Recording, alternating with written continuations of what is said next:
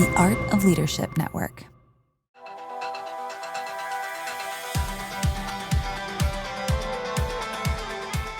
Hey leaders, welcome to the Lead Culture Podcast. We're a part of the Art of Leadership Network. I'm your host, Jenni Catron, CEO of the Foresight Group. We're a company dedicated to helping leaders develop thriving teams. Each week, I'll be your guide as we explore practical strategies to equip you with the tools you need to lead with clarity, confidence, and build unstoppable momentum in your organization. My mission is to be your trusted coach, empowering you to master the art of self-leadership so you'll learn to lead yourself well so you can lead others better. Each week, we take a deep dive on a leadership or a culture topic. You'll hear stories from amazing guests and leaders like you who are committed to leading well. So let's dive in and keep learning on this leadership journey together. Friends, today I am starting a Summer of Leadership series. And specifically today, we're going to talk about the skills that make or break your culture. And I'm pretty excited to start this series because summer's a great time to give us space to pause, to be intentional. Yes, you've got some things going on and there's lots of extra activities, but there's something about the summer season where I just get some space to think, right? My work schedule isn't quite as intense, and I often have a little more margin, a little more time for some learning. So I hope the same is true for you. Either way, I would love for you to dive in and to commit to this series, because what I do know is that regardless of how full your summer is, your fall gets crazy. And I want to equip you to be purposeful about jumping into those fall rhythms and being ready to lead well. So this series is really an invitation to sharpen the skills that don't just make us great leaders, but leaders who build great cultures. So here's a little bit about the why behind the series. Today, I'm kind of giving you the overview. So I want to tell you why. I want to give you an overview of what we're going to be looking at. But the why for me is my team and I are noticing just this increased pressure on leaders at every level inside of organizations. And there's a myriad of reasons. You've all felt it. Like, it's just, there's lots of change and there's external forces and there's internal forces, but there's just a lot of pressure on leaders. We have leaner teams in many cases where, again, lots of things are shifting. And so we're requiring more from fewer people in a lot of cases. And then there's this growing need for more human skills, more what used to be called soft skills. Like, there's this growing need for how to show up as humans. And there's lots of reasons, and there's a lot of good data around why some of our people skills have actually waned over the last few years. We can blame COVID, we can blame technology, but whatever we blame, the result is the same. That our skills in leading people and dealing with people have not necessarily increased. In fact, they might have decreased. And so we need more intentionality in these human skills, because we know that Maxwell says everything rises and falls on leadership. Like, leadership still matters regardless of what is shifting and changing in the world around us. We still need great leaders to help lead the way. Another favorite axiom, I'm not even sure who said this, but so goes the leader, so goes the team, right? Like, however you're doing as a leader is going to influence how your team is doing. And so my passion point, as I'm seeing this play out with a lot of the teams we get to work with, is I want leaders thriving and healthy. That has always been my why behind my work, is to equip leaders to lead well, because your leadership matters, your influence matters, the people you lead matter, the culture you're building matters, right? And so I want to equip you to feel confident to lead well. So every episode this summer will focus on one of the 8 critical leadership skills that I believe culture-carrying leaders need, right? That there are, and this is just 8, we could find a lot more, but I zeroed in on 8 that I think are exceptionally important for culture shaping and culture building. And leaders, every one of us is shaping culture. Every one of us is helping shape the environment or the experience of our team. And so I want to equip you to do that well. So let's talk about some of the pain points or the problem that we're seeing, some of what we're noticing and you're probably feeling. Recently, Gallup released their State of the Global Workplace report. And this comes out every year. It's always really insightful. And I geek out and devour it because there's just so much helpful information in there. But this year's data was not very encouraging. In fact, it said that only 31% of US managers are engaged at work.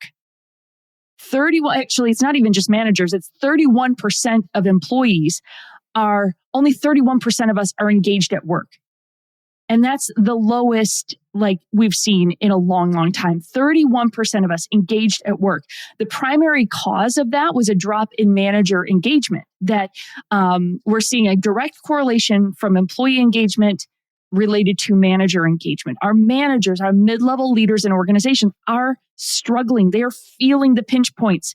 And if managers are disengaged, their teams are as well. And so I just became incredibly burdened by this statistic that 31% of employees only 31% are engaged, which means if you reverse that number, 69% are disengaged, or at least not engaged. They might be neutral or whatever, but 69% are not engaged.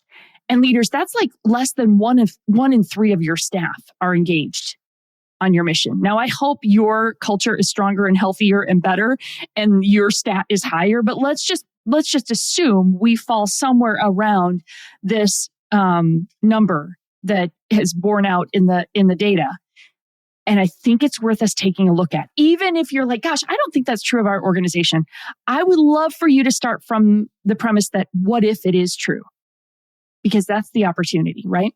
Harvard Business Review said the number one predictor of team engagement is the effectiveness of the manager. And yet most people leaders are promoted without leadership training, right? We've all been there. We've been promoted into more responsibility and kind of expected to just figure it out. And so again, we're seeing this lack of development for people that are in management and leadership positions. And then, of course, there's a ripple effect from that. Leaders are experiencing higher emotional labor, greater pressure to retain talent, and are the culture carriers, but often without the tools to carry culture well. So again, I want to help. And my team and I are seeing this consistently play out in the organizations that we serve. The expectation for managers are greater than they've ever been, but we're struggling to equip them well. There's a number of really good reasons why that's true, because you might be kind of feeling a little defensive right now. I don't want you to feel defensive because we're all in this together. But there are really good reasons why this is so hard.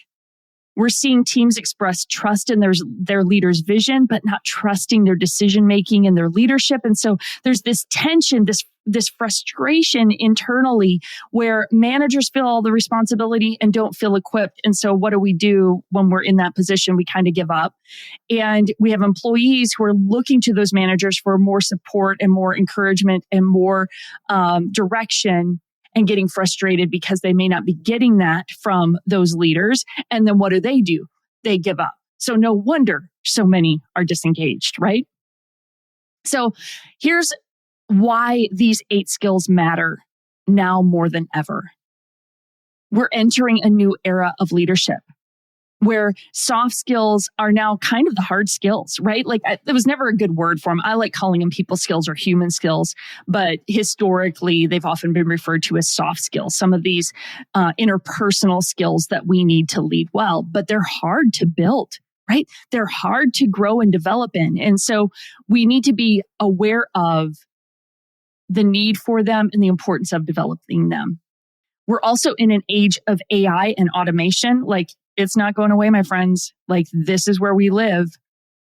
But it's the human-centric skills that set leaders apart. You know what they can't replace?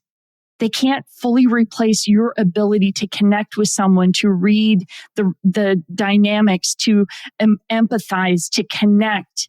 Like, we can't replace that, and we need it so desperately. There's other studies talking about how insanely isolated we are now. And so in the workplace as leaders, we have the opportunity to create connection, to create meaning, to keep the human component of our work in our relationships at work. So there's a huge opportunity for us. Gen Z is entering the workforce with high expectations for clarity and purpose, but they're still developing their workplace confidence, resilience, and emotional intelligence. And so they're coming in with the need to develop some of their own skills, but having pretty high expectations of their leaders. So we've got that dynamic at play. So without these 8 leadership skills, your culture will drift or decline. I feel that very deeply, and we're seeing it bear out in the data with the teams that we've been able to work with. And it's not because you or your team don't care, but because your leaders might not be as equipped as we need them to be.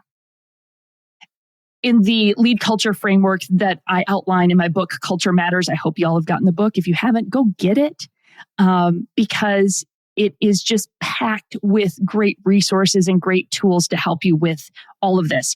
But in that, I outline the lead culture framework. Phase 4 of the framework is called the equip phase.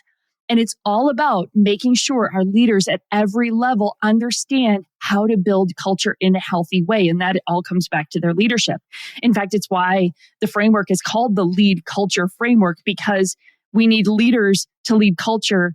And we can't have great culture without great leaders. Like, they go hand in hand. Even though the book right now is Culture Matters, and you've heard a lot of our talk about all the culture work that we do, it is inextricably linked to leadership. Like, those two things just exist together. And so that's why I want to spend this summer helping you develop those skills, the 8 critical skills for culture carrying leaders. They aren't just skills for your executive team. These are the leadership muscles that every people manager needs. So what I want to do now is I want to give you an overview of these 8 skills, because I've told you all the whys and all the reasons why we need to give attention to this. And I hope I've made the case. I hope you are with me and saying, yes, we need to focus on this. And then in the following weeks this summer, we'll dive deeper into each one of these 8 skills. So again, I'm going to try to very quickly give you an overview of these 8. I'm going to have to control myself from wanting to fully teach it out and to answer all your questions. So you're probably going to hear that tension in me, because I'd start talking about it and then I want to keep going. But I need to just give you a quick overview. Here's what I want you to do. I would love for you, as I share each of these 8 very briefly right now. None of these, by the way, are going to be a big surprise to you, but I want you to think about them more deeply. And I want you to rate yourself from 1 to 5 on how strong you think you are in this particular skill. So 1 would be, ooh, ouch, I need a lot of work on this one. This is a big weakness for me. 5 would be, I'm really strong at this one. Like, I got this one locked in. So 1 to 5, rate yourself on these 8. Now, this can just be for you. You don't have to share it with anybody. It would be awesome if you did share it with somebody. In fact, you might find a friend, a coworker, or maybe your manager and say, hey, I'm listening to this series this summer, and here's how I've self-rated on these 5 or on these 8 skills. Where would you rate me? I did this years ago with a good friend of mine. We would get a leadership book, and then we would go and process what we learned from it together. And we would give each other feedback on, how are you doing with that leadership skill? How are you doing? Is that a strength? Is it a weakness? And so we would give each other that feedback. And it was a powerful, powerful season of growth and development for me. So find a buddy and then share honestly with, hey, here's my quick self-evaluation of these 8 skills. I'd be curious what you see. And then as we deep dive into each of these skills over the next 8 weeks, it'll be fun for you to kind of keep digging in and keep learning on each of those skills. So regardless, rate yourself. If you're super brave, find a friend and lean into this together. So let's look at these 8 skills. The first one, self-leadership. Now, probably not a big surprise. You all have heard me say, lead yourself well. to lead others better. Everything rises and falls on leadership, and leadership starts with leading yourself well. In fact, you're the hardest person to lead. You really are. So self-leadership is the foundation of all leadership. Leaders who don't lead themselves well eventually burn out, or at a minimum kind of break trust with others. Self-leadership is a commitment to consistent growth, discipline, and doing the right thing for the sake of those you lead, right? Like you start to develop this philosophy of leadership that leadership isn't all about you. Even though you need to lead yourself, it's not all about you. It's about developing yourself, having crazy self-awareness so that you can lead others well. It's taking responsibility for your growth and your development and recognizing what you need to serve and lead others well. What do you need to do to make sure that you show up strong, consistent, healthy for the people around you? Owning that no one else is responsible for your development. You are, right? Like no finger pointing, no blaming. You've got to own your own development. And here's how this connects to culture. When leaders at all levels take ownership for their growth and development, they're more deeply engaged. And when every team member is leading themselves well, engagement and commitment levels go up throughout the organization. So starting with leading ourselves well, and this is every leader at every level leading themselves well, then we see the water level rise everywhere. So how are you doing on self-leadership? 1 to 5. Ooh, ouch. 1 is, I got a lot of work to do. 5 is like, man, I have done the work and I am really intentional and really disciplined about how I lead myself. Okay, number 2, emotional intelligence. This kind of piggybacks on the self-leadership one, but emotional intelligence is a little bit broader, and it really is the superpower of the best leaders. It's a skill that can't be automated. Teams don't leave organizations. They leave emotionally disconnected leaders, right? Like they leave leaders who are lacking that self-awareness, lacking that emotional intelligence.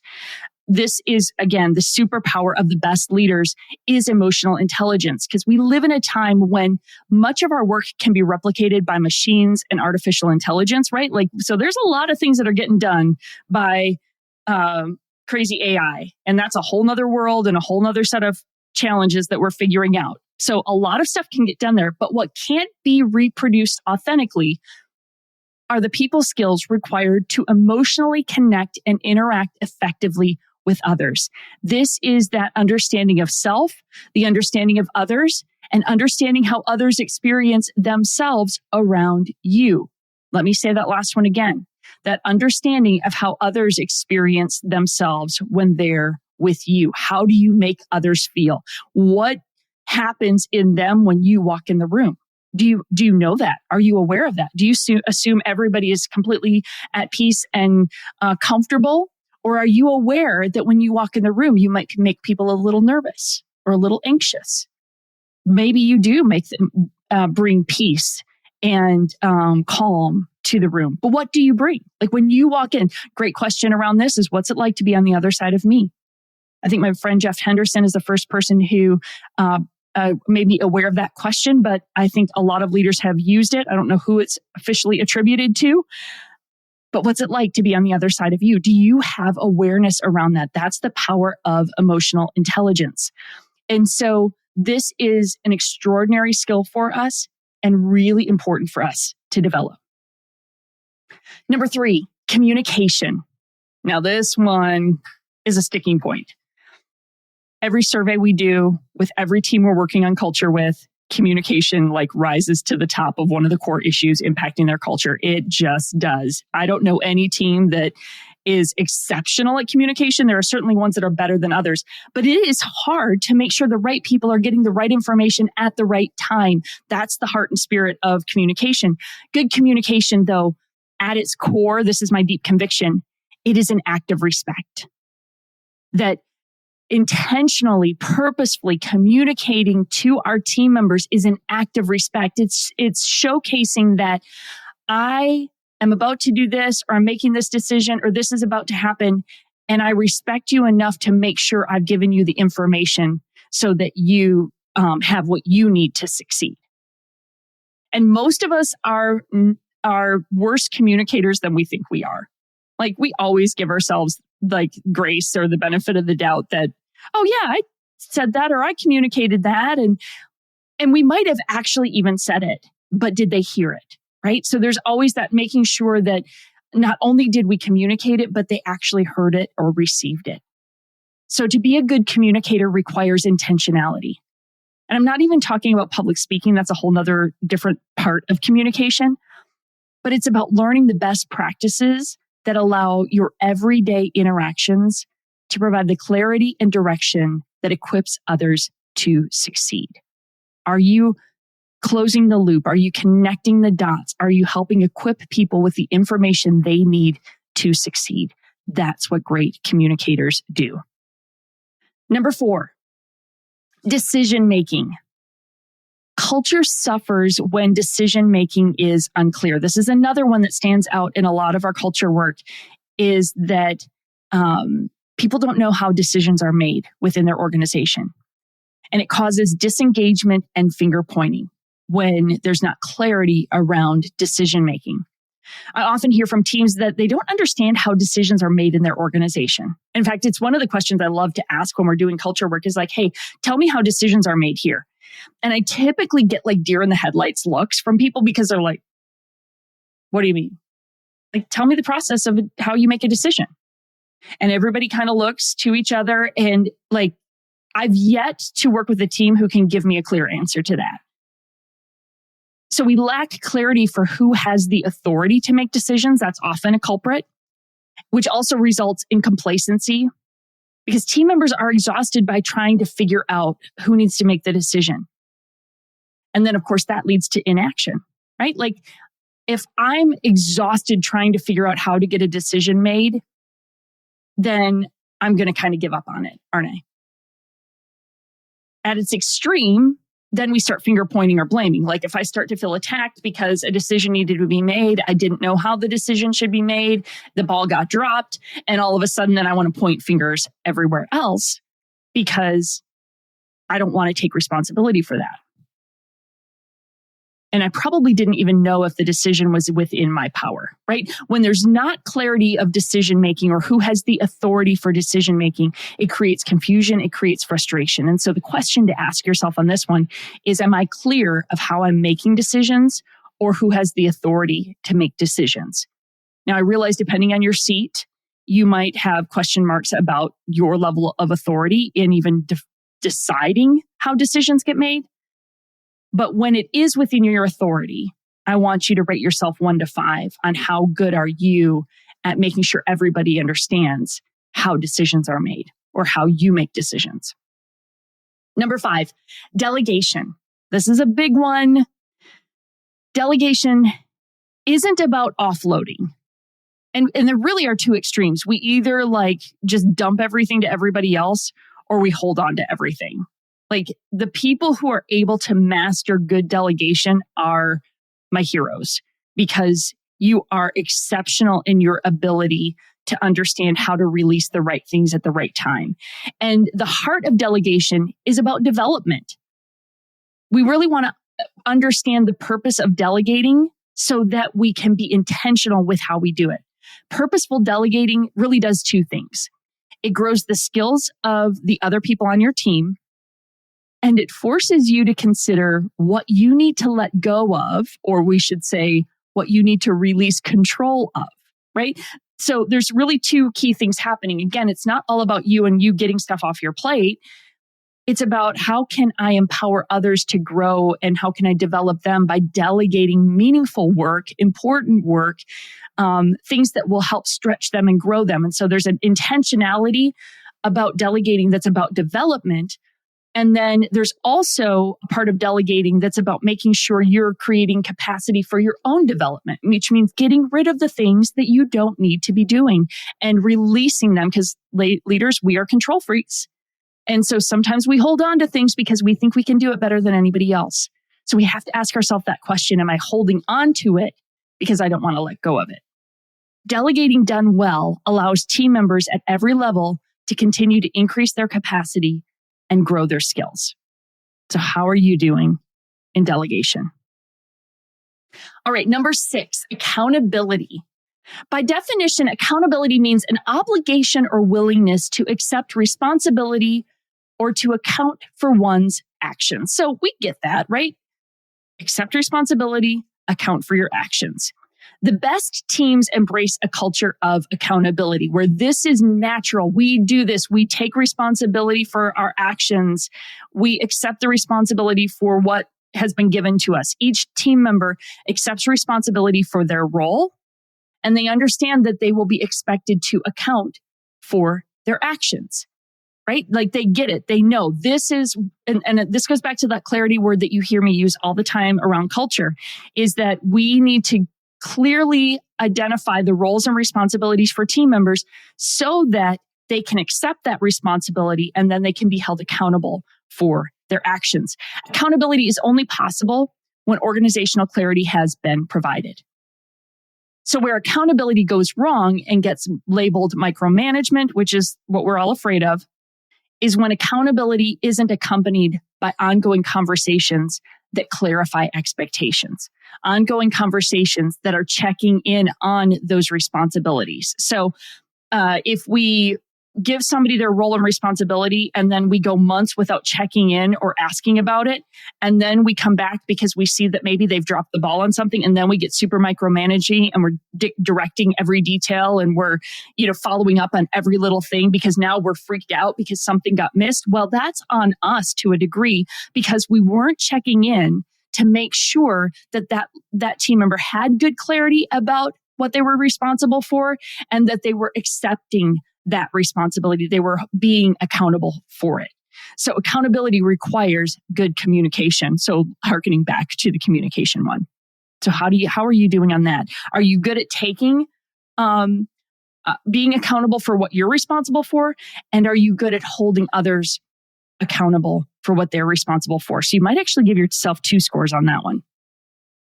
Number 7, feedback. Feedback is simply evaluative communication. So it's another level of communication, and it really is the ultimate act of respect. I said that communication is an act of respect. Well, feedback is the ultimate act of respect. It's saying, I respect you so much that I want to give you intentional feedback about how you're doing. I care so much about your development and your success and your growth as an individual that I'm willing to do what sometimes it's hard to do, which is give you feedback about how you're doing. Now, the positive feedback is good and fun, but also that constructive feedback. It's feedback done with a desire to help others grow and improve, help them grow and improve, which builds trust. And it emphasizes care, that I'm giving you feedback because I care about your growth. I care about your development.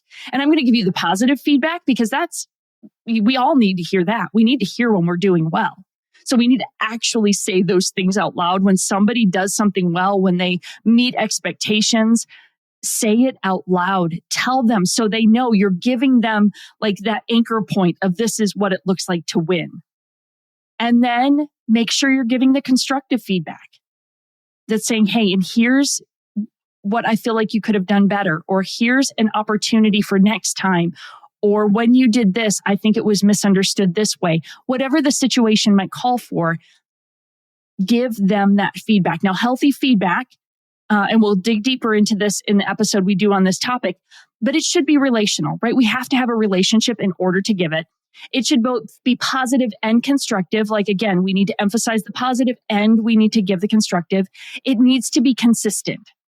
That there's a rhythm, there's a regular rhythm of giving and receiving feedback, and then we're thoughtful about it. And then finally, number 8 is ownership. Great cultures are built by leaders who act like founders. We believe in what we're doing so deeply that we are owning it. We are in it. In great cultures, every leader at every level has this deep commitment to their work, to their team, and to the mission of the organization, that they behave like owners. They are all in. Ownership, however, is really an attitude rather than a skill. And it's often a byproduct of development. When we're intentional in developing the people on our teams, they will develop more ownership. As they see us model ownership, they will develop more ownership. As you develop your leaders, you increase their buy-in and their commitment, which helps them develop an attitude of ownership. It's not really a skill. It's really more of an attitude. Okay, friends, so those were the 8. I tried to do them as succinctly as I could without going into great detail, but I hope you gave yourself a score. Just to give yourself a little bit of sense of, okay, where am I on each of these? Which ones should I focus on a little bit more than others? And again, if you're brave enough, go share it with a friend and have them do this with you. So each week this summer, we will walk through one of these 8 skills. And I want to invite you to make a personal commitment to grow in your leadership. Go on this journey with me. We're going to spend 20 or 30 minutes every week. This is not a lot of time. You can listen in 1.5 speed like I do, and you're going to make that even quicker. And it's not just for you, this commitment to your growth, but it's for the health of your team. Because friends, your leadership matters. Whether you are leading one other team member, 200 team members, dozens of volunteers, whatever that scope of influence looks like for you, they will benefit from your growth. You will benefit from your growth. So even if you're just doing it for yourself, but I want to challenge you, the people around you, the people you influence are going to be affected by your growth. So don't just do it for you, do it for the health of your team, because your leadership matters and we need you leading well. So we're going to do the summer series here on the podcast. But if you want to go even deeper, we created the Summer Leadership Institute. So this is our Foresight Leadership Institute. We've got a summer program just for leaders like you. It's a 3-month leadership development experience designed to grow these very skills that we're talking about. And there's a handful of more. But it's on your time, in your context, with coaching to help you integrate it all. So there's like some preset video courses that you can work through. And then you also get some one-on-one private coaching calls to help you work through it. So you're going to listen to the series, and that's going to be really helpful. But if you want to take it even deeper and you want to get some feedback and some coaching on how you can grow and develop these skills even more, that's what the Summer Leadership Institute is about. And so it's for people managers, team leaders, culture builders who want to lead better now, not someday in the future. You're saying now, I want to commit now. I want to do a 3-month sprint and really invest in my leadership. The Summer Leadership Institute is for you. So you can go check that out in the show notes or go to getforesight.com and check out the details there. But great resource and great opportunity for you to get some specific one-on-one coaching in some of these human skills that are so essential. See, friends, leadership isn't just about leading tasks. It's about shaping culture. So this summer is your invitation to grow the skills that truly make or break a thriving team. You don't have to master all 8 of them at once. Just start where you are. Commit to one skill this week, and we'll walk through this summer together, learning and growing. If you found this episode helpful, share it with another leader you think would find it valuable. Maybe listen to the series as a leadership team. But we grow best when we grow with others. So find a friend and commit to the Summer of Leadership series with us. Keep leading well, and we will see you next week.